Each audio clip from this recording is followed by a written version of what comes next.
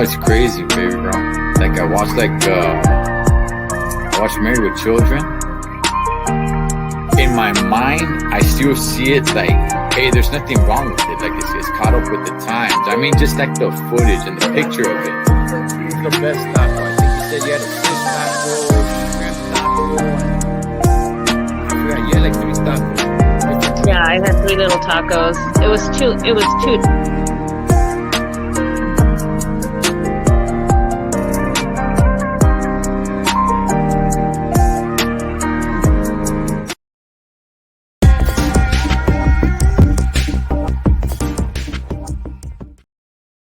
All right, what's up, familia? Welcome inside the pad. Hope you guys are doing good. Keep it in between the lines. Got your load secure. You know what, man? A couple people have been asking me, what is up with the brown bandana, Holmes?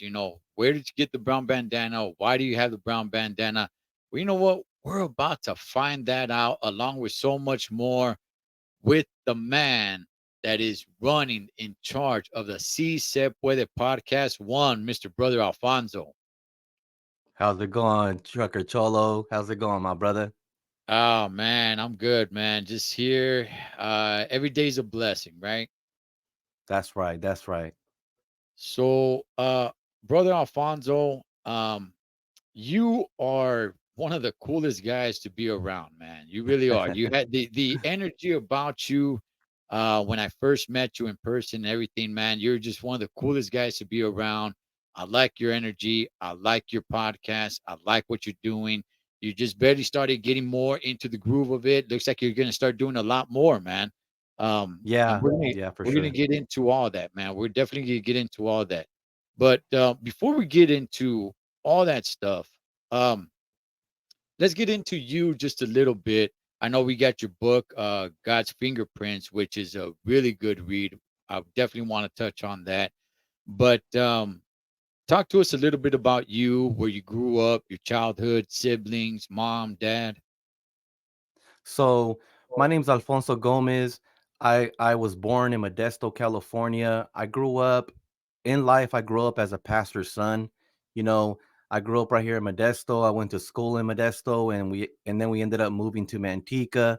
And life was really about growing up as a pastor's son, man. And my dad was in charge of a church, and that was kind of like the life that I got brought up in. Obviously, I did grow up in the 90s, and there was a lot of things going on. And my dad's church, being a Hispanic church, a Spanish speaking church, brought a lot of different type of culture into that church, Spanish speaking people, and then more Mexican American people. So the culture was right there in front. Everything that was going on in the 90s was going on at church. Our friends grew up in that. And I got a lot of siblings. I grew up in a blended family. My father has I believe seven children, and my mother has a son. And that's the kind of environment I grew up in, man. I grew up in a blended family, and it was difficult to grow up in those type of situations, but it made me who I am as a person. And those are kind of topics that I kind of want to touch on also, man. But life for me, man, I had an older brother named Jesus that I really looked up to, and I followed along his footsteps. I really used to want to just be like him. You know what I'm saying? I had younger brothers. I had a cousin that came to live with us at a young age due to his mom, passing away. So there was a lot of things going on in my childhood that were problems bigger than I could comprehend. But that was kind of like the life I grew up in. My grandparents were from Mexico, and I was first generation born right here in Modesto, man. I grew up in the west side of Modesto, and I grew up in the projects right there. And my dad ended up buying a house, in Modesto, and I was there till about fifth grade. In fifth grade, and then we moved to Manteca, which is about 40 miles north. And then I started going to schools out there and meeting new people, and it was a whole different culture in Manteca, also, man, because right there in the ghettos in the hood, you got a lot more Mexican people there. But when you move to Manteca, it was a little bit more different culture. But within all this time, my dad was pastoring, my dad was preaching, and that was kind of like the life I grew up in, man. I was known as el hijo del pastor. That's the way they would talk to us. And we would sit right there with my dad, and my dad was that guy speaking, man. And that was most of my childhood, brother. Yeah, and you know what? Reading your book, which we'll get into in a minute or two. Let me go ahead and ask you this. Did people look at you as you're supposed to be this, goody two shoe kid because you're the son of a pastor? Oh, for sure, my brother, for sure. Like that's kind of been the story of my life. A lot of times, a lot of times people see things in you, potential, but a lot of times you don't see that potential in yourself. It takes a while to really believe what people say about you. Like, you know what, you could do this, you could do that, you could be a youth pastor. But sometimes it's like if you really get to know me and you really get to understand my thought process, I have a long way to go, but I know that God has done so many miracles in my life throughout my life since I was 5 years old, since throughout my life, man, that I'm literally in too deep into the things of God where I can't deny that it's not real. I can't deny that it don't exist. I can't deny that, man. That's why I called my book God's Fingerprints. It's kind of a crazy, title to call a book. It's kind of bold if you think about it, because I was like, man, I'm gonna call it God's fingerprints because that's what's all over my life, man. If I was really to go over, I got so many testimonies and so many things that have happened in my life that if I was to share them with you, you'd be like, man, Brother Alfonso, that's all God. Like that's God's fingerprints. He's been with you since you were young. But people have been looking at me since I was young to kind of be the next guy up, and I know in time it's gonna be my time, but right now, I'm just preparing myself biblically. I read the Bible every day. I try to include, everything about God, man. I love the things of God, Cholo. I really do. But one thing I love too, man, is the cultura. It's like a balance between me, man, because the things of God is a spiritual sense of reality, but a physical sense of our community is a culture, and we also got to tap into those things too. Yeah, yeah, definitely, man. I can really relate with you when you talk about culture and all that good stuff, man. So as am I, right? Um, I got to go ahead and we got to go ahead and throw it out there. How you and I actually first met. Pastor David Rocha, shout outs to House of Rest Church, was having a grand opening, and we both ended up going there. And I got there, and like I said, man, just meeting you, I was just like, man, this guy's got the energy. There's a light, in this man, and man, I got to tell you, just like I said it, man, you're one of the coolest people to be around, man. And ever since then, you and I studying somewhat communication. I started watching your podcast, Si Se Puede. Let's get into that for a second, man. Si Se Puede. What made you want to get on YouTube? What made you want to start a podcast? You do different things. You do it outside. You sometimes you do it where you don't see you, and just the stories that you have, man. Which again, I definitely there's so much to get into it with you, man. All this traveling that you've done, but what made you want to start Si Se Puede? Well, in 2002, right? There was a march from Delano to Sacramento, and that march hasn't been done in decades, bro. And there was a law that was being passed called AB 2183, which the farmers were trying to pass a law where they could vote from home because they were being intimidated by the farmland owners. And I started getting involved, and I started like really following that whole march. It was I mean, they marched from Delano all the way to the Capitol, and I started tapping in with them. And it was a time of my life where I was like, I was inspired by that, man. I was like, man, how are these people gonna march? Peaceful protest, non-violence, a spiritual act of sacrifice of walking, bro. Something so basic that's so powerful, right? So I actually met up with them in Madera, California, and I got to march with them, and that's where it started right there, man. I marched with them. I met the Cesar Chavez son, his grandkids, a few of his grandkids, bro, and I was sharing stories about them. And to be honest with you, man, this ring that I have right here, this ring right here, that one right there, there's a story so powerful behind that ring. That ring right there actually belonged to Cesar Chavez, and it was gifted to me. So a lot of things were coming together through the march. A lot of things were coming together through that ring.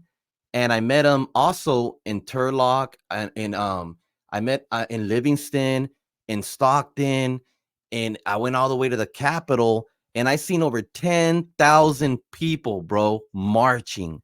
And it was like the old days, like the old Cesar Chavez days, like wow, and I actually got the privilege. It was not planned, and I'm not saying that I know him but I actually walked right next to Cesar Chavez's son, Paul Chavez, man. Like I looked and he was right next to me, and I was like, "Oh my god, I can't believe I'm walking next to this man." And to me, I took it like if I was walking next to Cesar Chavez himself, because if he was alive, I know he would have been there. And he was basic, bro. He was right there in the middle of the march, and it was crazy because when we were marching, el pueblo unido jamás será vencido, si se puedes, and I just opened up my heart, bro, and it went in my heart, man, and I was like, wow, you know, civil justice, like fighting for rights. It's like you come alive inside of this world, bro. You come alive inside of a purpose for the community, and it's a non-violent thing. It's something that people don't understand. The movement,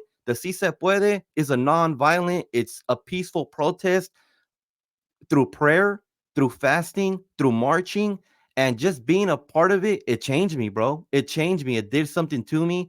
And to be honest with you, why I started my podcast, I'm gonna be honest with you. You know Mikey from Selena's Report, right? Oh yeah, So Chicano. I see I seen him I seen him go from Selena's Report to Chicano Tube. The way he flipped that channel, I was like, whoa, what just happened? This guy just did an amazing flip. That encouraged me. And also there's another podcaster named Pocho One. And that guy, he does it kind of like me, like where it's just a basic background. And I related a lot to the way he talked and the way he was just trying to that guy opens his heart, and I could relate to that. Like, you know what? When you start talking and letting your heart talk, things come out that are real. You know what I'm saying? But I started the podcast. I called it Si Se Puede Podcast.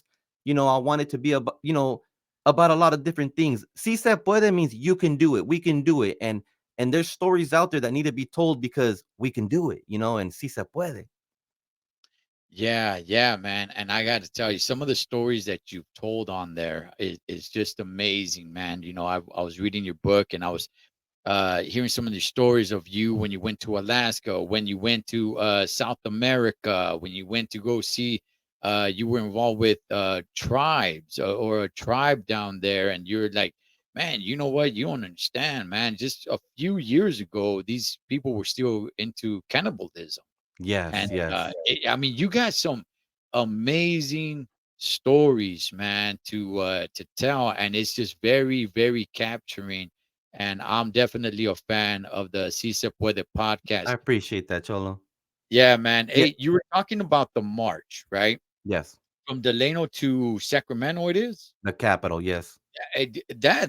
That's one heck of a march, man. For anybody who's not in California or does not know the distance, I don't know the distance either, but that is miles and miles of walking, man. That is not close Walking. by. So Yes. since we're on the march, tell us about this brown bandana. So I grew up in the 90s, man, right here in Central California, and there was a time where the brown rag was great. There was a time where people were getting brown pride, and it wasn't a racial to attack other races, but it was brown pride. It was something to be proud of. We were brown and we're proud, and that rag right there, I wore that rag on the marches because I consider myself a Chicano, under that umbrella, a Mexican American, first generation born here. And when I went out there, I've had that brown rag for a long, long time. And when I marched, even when I was next to Paul Chavez, I had it on my shoulder. I was taking pride that the Chicano culture, I understand that the UFW and the Cesar Chavez cause is not the whole Chicano movement. But that brown rag, if you say Chicano, the brown rag that's the bandera of the Chicano movement right there, and I think it's something to be proud of. I think that we should go back to the roots of what it was before it turned into what it turned into. And I'm not here to speak on that, but I am here to say there was a time, man, that in Northern California, the brown rag was flying high and mighty, man. People were proud to be Mexican American. People were proud to be Chicanos because down there, down south, there's a lot of Mexicans over there, bro. But over here, there is, but there's a lot of white people, there's a lot of different cultures out here, and to be Mexican and to be proud of that, it took a lot out here to, when I would go to school, there was more white people than Mexican people at the schools that I went to in elementary school, bro. So, we went through a certain cultural clash, and the brown rag meant a lot, and it means a lot still, and it's a neutral, powerful color. It's not just Mexicans, it's Arabians, it's Asians. There's a lot of brown people out there, bro. But under the Chicano bandera, I think that if you say Chicano, the brown rag has to be right next to it when you say that, my brother. Okay, okay. So for those who don't know, you gifted this to me. This brown baño right here. And I remember you told me, hey, that's the one that I wore when I was marching for the cause, right? And I'm like, damn, I'm like, all right, cool. And for a while, I had it here in the room, and I kept on telling my beautiful, crazy loca wife, I'm like, man, vieja, so what do I do with it? Should I just pin it up somewhere in the background? Like, what should I do with it? And then when I ended up getting the mic, I'm like, you know what? I'm gonna wrap it around the mic. I'm gonna wrap it around the mic, and I know one day, I'm gonna have Brother Alfonso on, and we'll explain it because I have had people say like, "Hey, what's with the brown baño, man?" I'm just like, "Oh, you know what? It was a gift, man. I'm representing homes, but just joking around, I'll be like, "Oh, I'm representing," But I'm glad you're here, man, because I would say it. You know what, brother Alfonso gifted it to me, and it's special. It really is, man. And to this day, brother, I just want to go ahead and tell you thank you, man. Thank you when Oh, you you're gifted it welcome, to my me. brother. Yeah, when you And I want gifted to, it to me. if you allow me to explain why I gave it to you, because right here on Si Se Puede podcast, there's Emmys, there's awards, there's gold medals, but through in my podcast, when I see a Firme Chicano that is conducting himself correctly, you've been somebody that's shied away from a lot of situations, bro, in trouble. And I know that you probably don't want to feel like oh, you're giving me too much props, but you've been conducting yourself through this whole YouTube world right, bro, righteous. And people see that, man. And you are a Chicano to look up to and say, you know what? You still got the estilo, you're proud of it, and you rock it with honor, bro. And and and I wanted to give it to you as an offering, bro, and a sign of friendship, you know what I'm saying, and unity, because I do respect you, man. And ever since the fight, and ever since you went in there with messed up ribs, and shout out to both the fighters, man, because that fight did a lot for the YouTube world and community. There's not a lot of us wouldn't exist if it wasn't for that fight, and what you did in that fight and what you've been doing, the topics that you talk about, the raw, real, let's talk about it. You know what I'm saying? Not everybody could do that, man. And we need to have some conversations about subjects that people have never heard, man. And I respect that about you, bro. And when I met you, you're also one of the coolest dudes, man. When I met you, I was like, man, if Cholo lived around here, we'll be kicking it, we'll be chilling. Like, I like the fact that you don't show favoritism. I like the fact that you'll correct somebody if there's something going on that you don't like. Like, you know what? Nah, bro, that ain't right. Like, I like the way that it is justo, and I wanted to give you that brown rag as an offering, bro. Like straight up, homie. Like I respect you. I respect everything that's going on, what you have done for the community, for the Chicano community. And if I ever find another Chicano that is worthy of something like that, I'll do that for them too. But right now, man, you were that guy, Nah, man. I highly appreciate it, man. I really, really do. That's why I wanted to do the right thing by this baño. Like I said, I kept on telling my wife, like, man, so what do I do with it? What do I do with it? And then when I got the mic, I'm like, you know what? One day, just one day, I put it on there for whatever reason. I just went ahead and did. And then I think I went like two more times without it. I'm like, no, you know what? It looked good. So and it's meaningful. So for sure, man, this is the mic now, man. So now everybody knows the story behind the brown baño that this sucker right here was in the march. All Yes, right. it was, It sir. was Yes, it in the was. march, man. So Alfonso, my man, God's fingerprints, your book.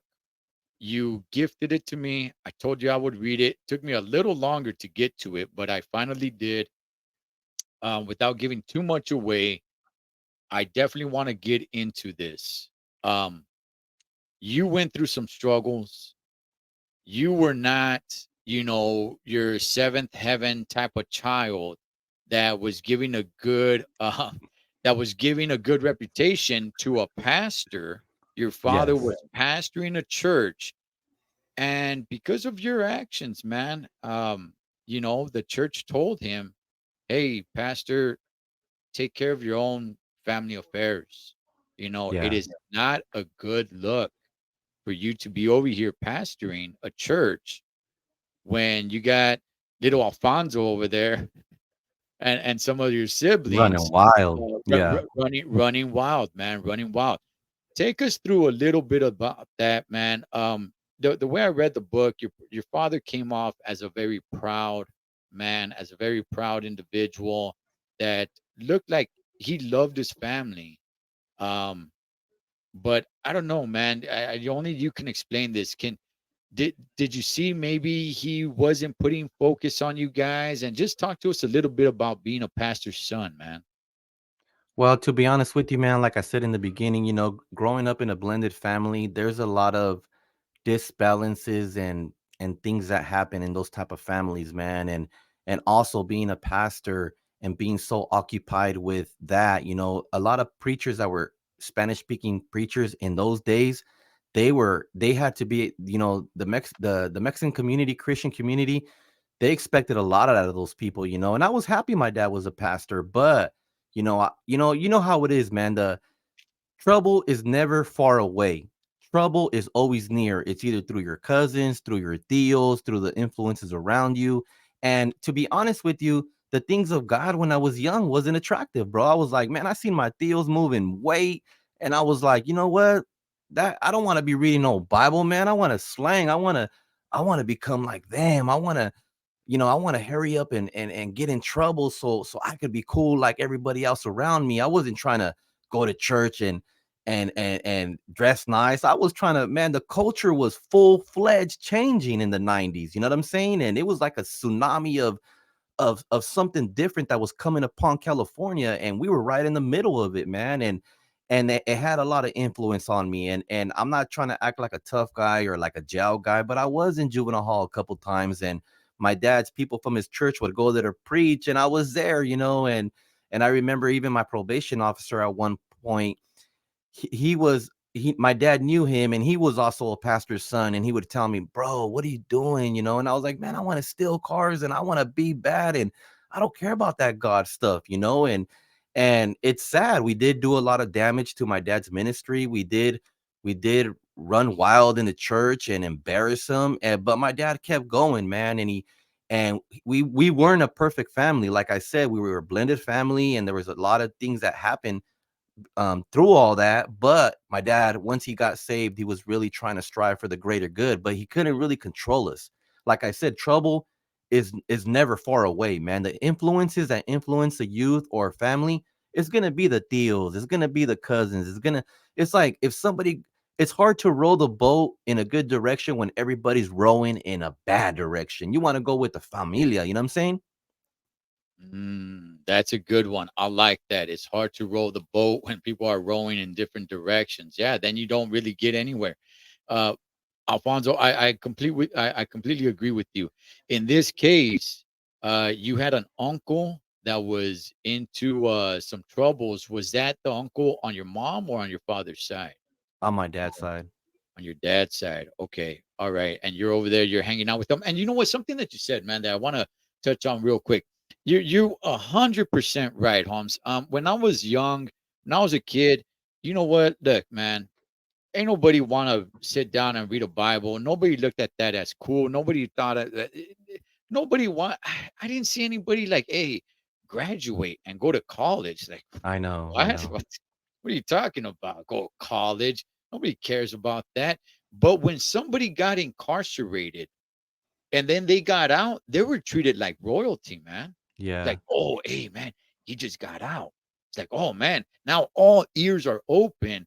And whenever this individual speaks, you know, all ears open. Take that in. Take it right here to the heart.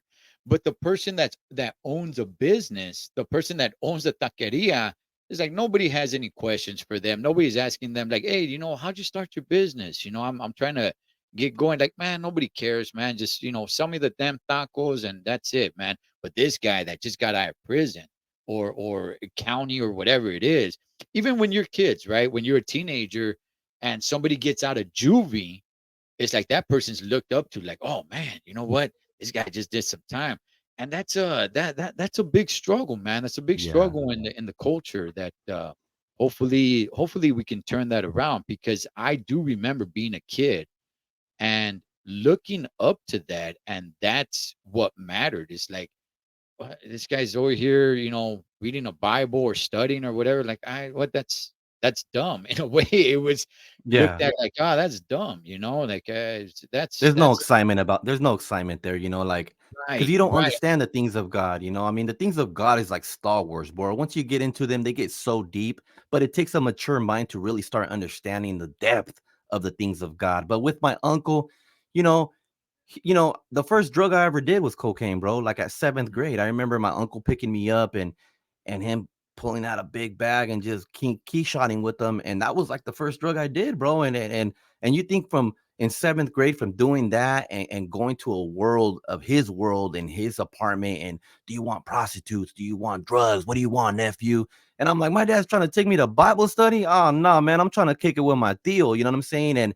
And rest in peace to my uncle, man. He ended up dying in Mexico a few years ago. The cartel ended up killing him, man. Rest in peace to my Tío Tiburcio. But he kept on going on that life. But when I was writing my book, man, I talked to him and I really wanted him to read my book because I felt like I couldn't tell him what he did to me, like the influences, how bad they were. Because he used to tell me, stay home on Sunday when your dad's not there and I'll bring you 2 pounds. And that's back then when they had brickweed, bro, 700 a pound.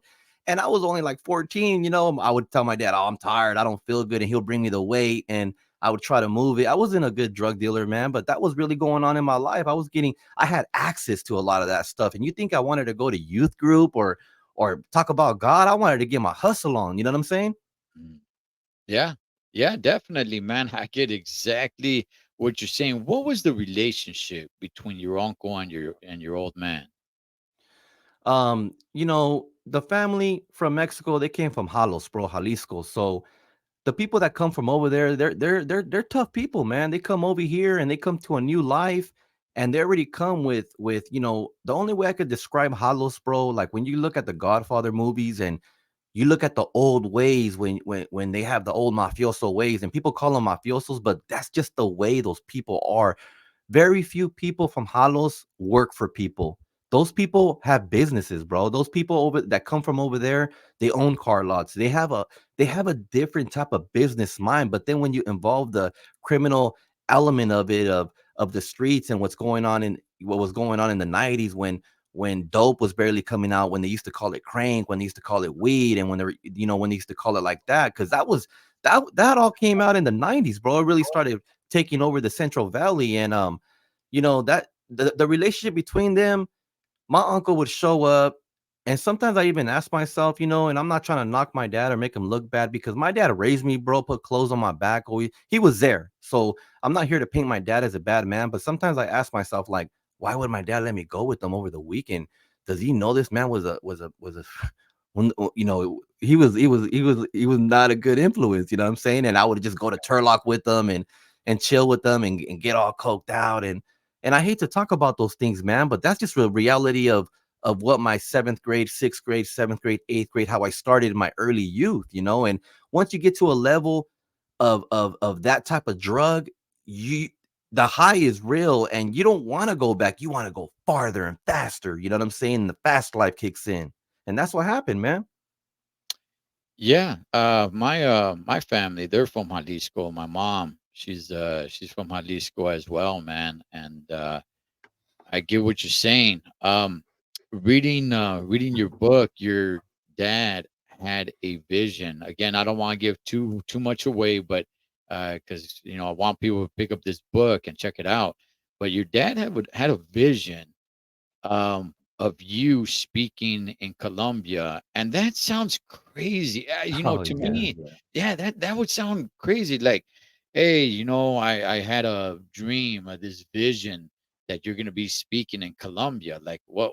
Why Colombia? We're not Colombian, not anything like No, that. So, nothing to do with Colombia.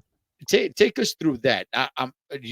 I know you were like, what's this old man talking about? But what about everybody else? What about everybody else in the family that knew that your dad, had this vision that you were speaking in Colombia?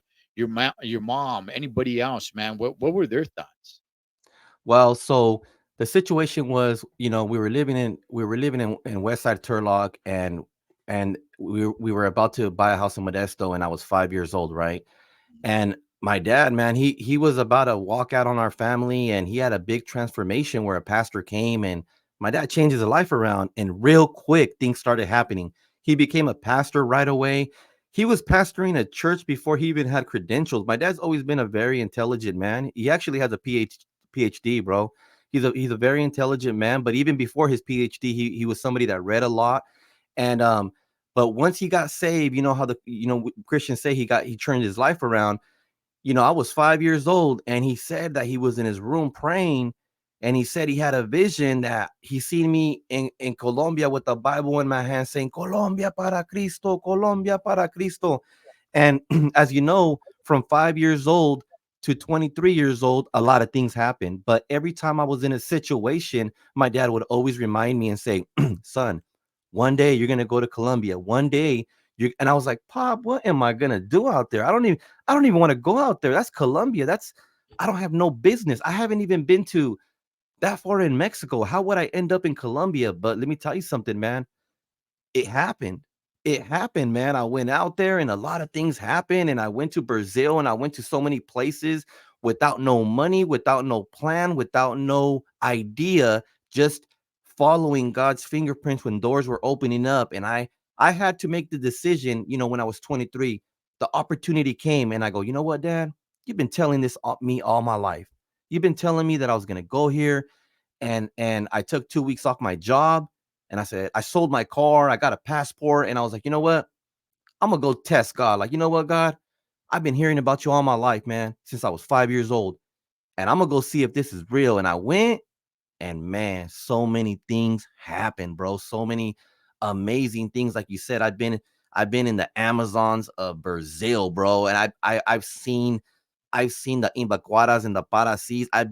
We drove 3 days into the Amazons. I've been to places where National Geographics, where they're all naked, and at one time there were cannibals, and their dialogue is so precious where they speak, and it sounds so like, whoa, what are they speaking? It's like a language you've never heard, such a pure language. And I had some powerful experiences out there, bro. I was out in South America for almost 7 months on my own, doing so many things that I had to write a book about, man. And luckily Pastor David was able to capture and write everything. How, because it was a process, bro. You're talking about somebody that I finished the ninth grade. My reading and writing ain't that the best. I did get my GED, but I needed help. And I was working at Tesla for 5 years, and I got laid off. They did a massive layoff, and life was kind of falling apart. I bought a house, and I was like, man, everything's falling apart. I ain't got no job. But sometimes when things are falling apart, they're actually falling into place, man. And I'm not gonna lie, Cholo, for 10 days, I woke up at 4 o'clock on the dot in the morning. I was already laid off, right? And then all these ideas started coming to my mind, bro. Like I had to literally start writing them down like bullet points. I wrote down 287 bullet points in 10 days. And then I took that to Pastor David. He sat me down and he's like, I want to write a book, Pastor. Can you help me out? I feel like something's happening, man. I'm getting into a creative state, and God's showing me things about my trip that I want to write a book and tell this story. This is an important story. We all have a story. Everybody has a reason why they were born. And I know that there's other reasons why I was born, but I think this is one of the main reasons, this story that was for my life, man, in my lifetime. God's fingerprints, a story of a pastor's son. And it was an amazing experience writing. And I really try to promote publishing and writing, and people that are creative, like especially if you write music. Yeah, it feels good to write a song, but if you write a book, it's like writing 1,000 songs. you really have to be creative, and I'm very proud of it. It was not easy to do. It took 8 months. It took 8 months, and I wanted to show you guys, right? So this is my Yeah. book, right? God's Right. Fingerprints. Oh yeah. I I took the 287 bullet points. This is the original rough draft, right? I don't know if you guys can see it. I just want to show you guys and give you an idea. Before it turned into a book, Pastor David would write it, right? He would write it, and then I would edit it, right? And look, tell me if this looks like a complicated, like I would edit so much, and I learned so much about writing because when you got a writer, there's two perspectives. There's how you want to present it and how he's getting it and dropping it on paper. And he did an amazing job, but there were certain things that I had to really be careful when I was talking about family. You can't really talk about anything that you weren't there legally, like you could get sued and all that. It's crazy when you start writing, bro, how technical it gets, and everything in my book, I was there, everything I experienced right there, and Pastor David was able to put it all together, man, and publish my book through his company called Publishing, and I'm very proud of it, man. This book has gone to 5 countries, 30 states, about 40 prisons. And, a lot of times in Christianity, my brother, like you could preach 1,000 sermons, but you know what? One book preaches 1,000 sermons because it goes to so many different places that you couldn't even tell your testimony so many times. Like my book has gone to so many places, man. And I'm so grateful for that. I'm published, I'm on Amazon, I'm on Barnes and Noble. You can look up my book anywhere, and it's forever, bro. It's gonna live longer than I am. Like once I'm gone, my book's still gonna be here. My story. And why? Why did you choose to write a book? You told us about why you chose to start your podcast, but why choose to write a book? Honestly, when I got laid off, I would go to church off and on. And but then when I got laid off, when things are falling apart, you start kind of, praying a little more, praying, and I started getting closer to God. But it was weird when I would pray, something would tell me, "You're gonna write a book," and I'm like, "What the heck am I gonna write a book about?" But it was like in prayer, bro. I kept on hearing in my soul and my being, like, "You're gonna write a book," and I'm like, "I don't even know how to spell that good. I don't even know what to do." And then I just started meditating on it, and it started growing in me. And I remember Pastor David wrote in the midst of my confusion, and I was like, you know what? Pastor David is a man of many talents. And I know that if I take him this idea, he's the guy that could maybe help me get this done. And that's how it went down. It was through prayer, bro. It was through waking up 10 days in a row, writing. I couldn't stop writing, bro. I couldn't stop jotting stuff down. It was a 10-day period that it was supernatural, bro. I feel like literally it was being downloaded. Memories that I forgot about were all coming to me. And I remember my wife would wake up and I was like wide awake already since 4 in the morning. She goes, "What, are you okay?" I'm like, I'm just talking to God right now. Things are being like, "Oh, man, you have no idea what I'm going through right now. There is something going on, man. There is something going on." And that's how God's fingerprints birth. You know what I'm saying? I think that it is a God thing because when it is a God thing, it's not just about me. It ain't when you read my book, you're gonna read like, man, that's God's finger. See, you can't see God, but you can see his fingerprints. And that's what I was trying to promote. And not only was my book published, but like 5 books came after that. Like I encourage people to write their own and stories came out. And I'm hoping that more stories keep continuing to ripple out of this. You know what I'm saying? And it's not because of me or my book, but I really believe that when it's something that has to do with God, ripple effects happen of positivity. You know what I'm saying? Yeah, yeah, definitely, man. And if you guys go check out his book, you guys could read much more detail than what he was talking about. Like, did he go to Colombia? Yeah, but what you guys would read in here is that he was all crudo when they came to go pick him up to go out to Colombia, man, and read some of Yes. the story, read some of the stories like that. Let me go ahead and ask you this: why travel so much? You went up to Alaska. You went up there, you worked. You went to South America. You've talked about you on To your New podcast York. and I mean Yeah. everything, man. The why travel so much? I mean, some Something of that my dad the reason why I'm asking is that some of the places that you went to are pretty sketchy and could be a little scary, man. I never thought about that, but that is pretty true, man. Like one thing that stuck to me when I was young, right? My dad would tell me, because my dad has always been an intelligent man, bro, And he would tell me, look, son, if you get an opportunity to travel, go as far as you can because that's how you build character. Like if you stay in the same city, your character's only going to be allowed to grow so much as that city. But if you go to places, you're going to grab something from all the places you go to that's going to change you and it's going to change your character. And I remember thinking about that and I was like, that's pretty deep, Pop. Like, I'm gonna do that. I'm gonna do that. I went to Alaska, Dutch Harbor. I went to New York. I went to Paris. I went to Canada. I went all over the place. And a lot of these places I went to alone, and it was crazy, man. It was crazy going to Alaska working on the crab boats. I didn't go and do the perfect storm, but I did try, and I did work on the canneries that on the side of the ocean where the people that go get the crab, they would bring the crab, I would process it, and it was just an experience of a lifetime, bro. Alaska is such a beautiful place, and also Colombia. Colombia, man, you have no idea how beautiful of a culture but also how dangerous it is out there. I think if it wasn't God's timing in my life for me to be there, because I was there by myself, bro. I've heard of stories of people getting kidnapped and literally where there's iron poles with concrete where they tie you like a dog with a chain, like you can't even leave, bro. Like I've heard of so many kidnappings and so many things. And I was roaming around in Colombia, going to the coffee shops, absorbing the culture, going to a leadership school out there, getting on the buses and getting lost in the city and enjoying life. I thought I was never going to come back. I thought, you know what? I'm done with California. My friends are getting murdered. My friends are going to prison.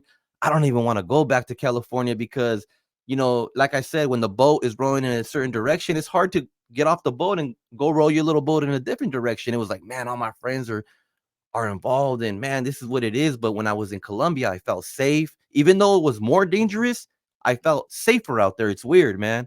It's weird. Yeah, yeah, man. It's just a lot of exciting stories, man. How'd you end up in the Amazon?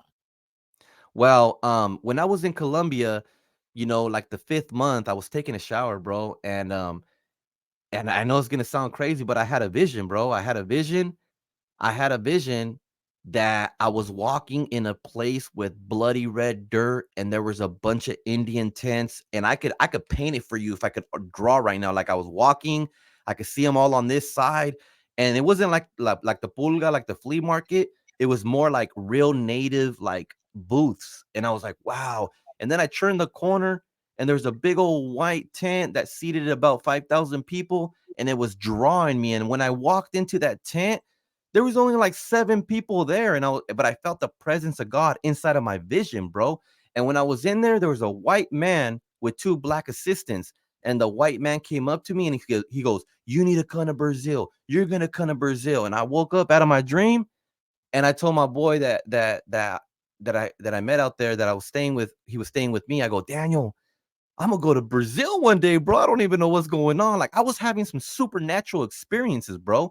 And not even a month later, I came home and then a week later, I was on my way to Brazil, and I ended up meeting that white guy with 2 black assistants, bro. It's crazy, man. It really happened.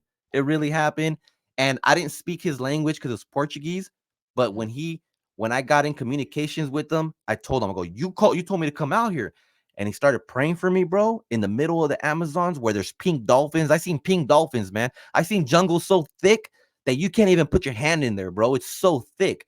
And he started praying for me and I don't know, man, I felt like a wet, warm blanket got thrown on me, and I don't know, something changed in me. Something got deposited in me, and it was it was things, man, that I can't believe I was crazy enough to go out there. I can't believe I was pretty brave, man. Like I never thought about it, like you said. Like I did go to some sketchy places because in Colombia, there's a place called El Cartucho, one of the most dangerous neighborhoods in Colombia. And I remember driving through there and burned down buildings, people coming out like homeless. And I remember kind of tucking down in a car, like, man, I'm gonna die. But like I said, if it wasn't God's time, there's two clocks in life, two clocks, God's time and our time. But when he allows you to be on his clock, it's supernatural, bro. You could end up anywhere in the world. And I was on his clock in those moments. You know what I'm saying? It was amazing, bro. It was the reason why I was born. Okay. All right, man.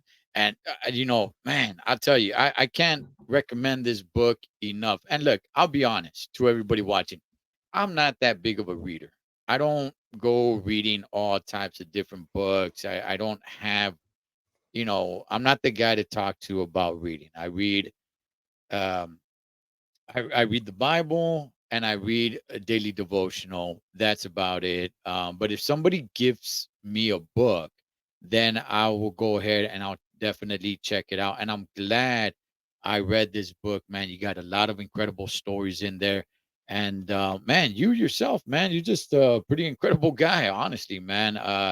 Just talking to you and just being around you, the energy that you have, the life experiences that you have had, man, around the world is crazy. And I like reading it and also how you share it on the Si Se Puede podcast as well, man. So I highly recommend God's Fingerprints. Where can they find it again, brother?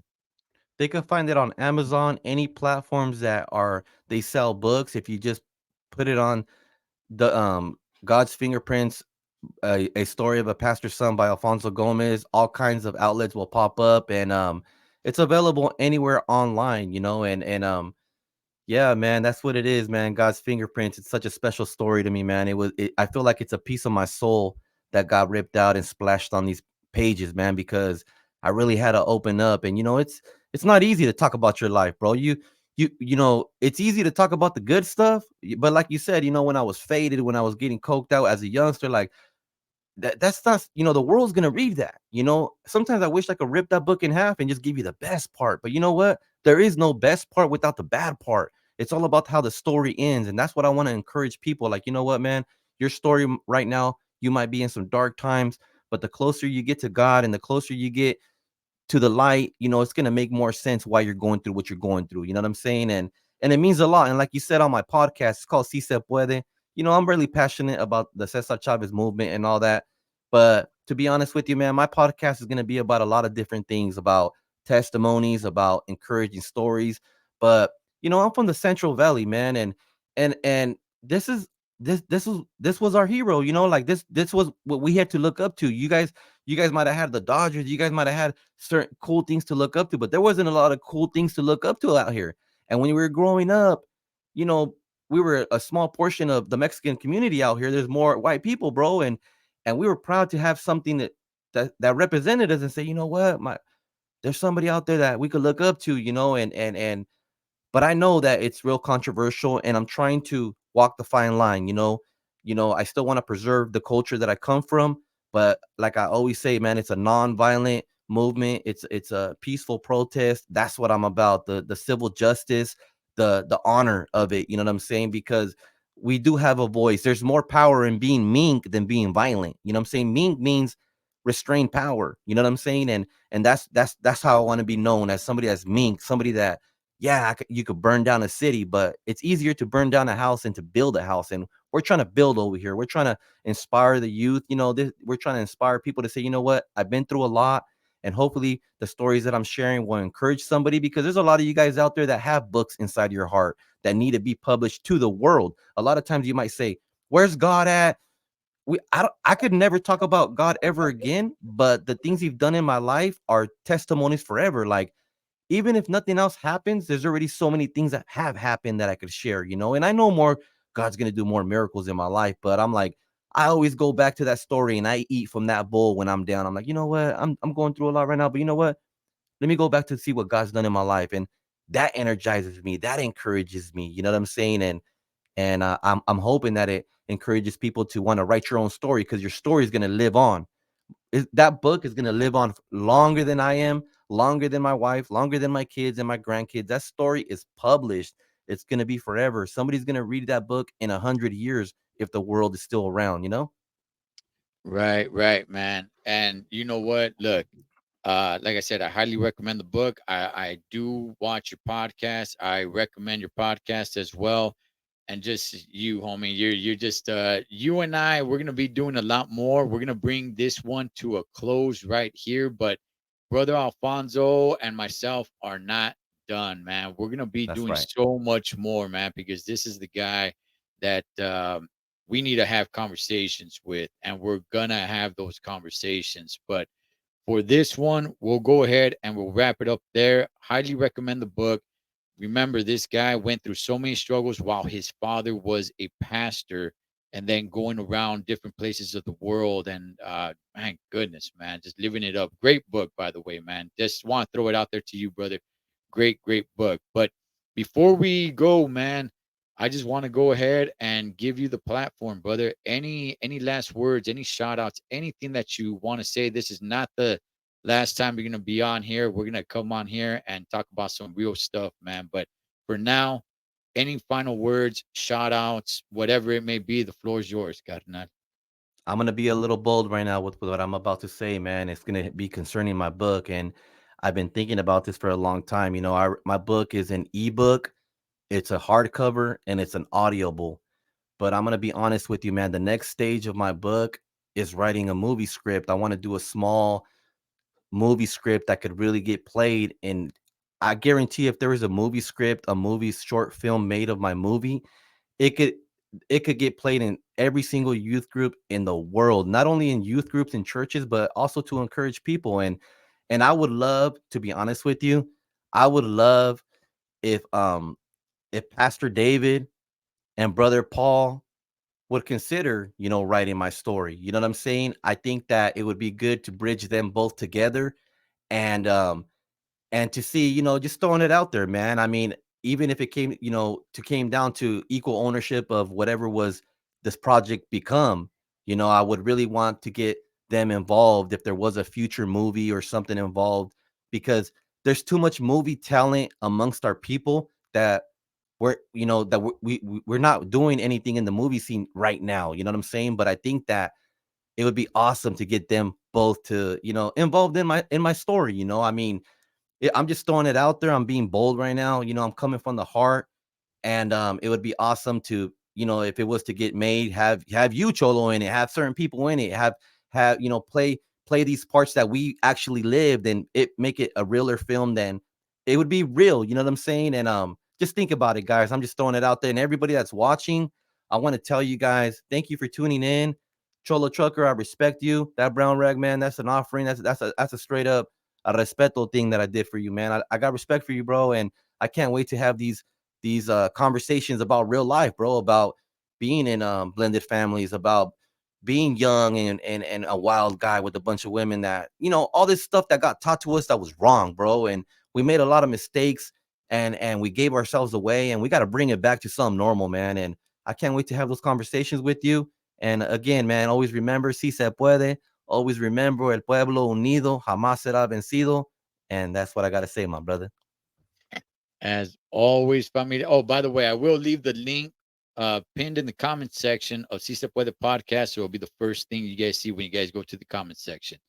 As always, familia, live your life like you're on the road. Be aware of your surroundings and always keep a safe distance. Blood makes you related, but loyalty makes you family. Till next time, this is Ed the Total Trucker for one, Mr. Brother Alfonso from Si Se Puede podcast. Over and out. And we out.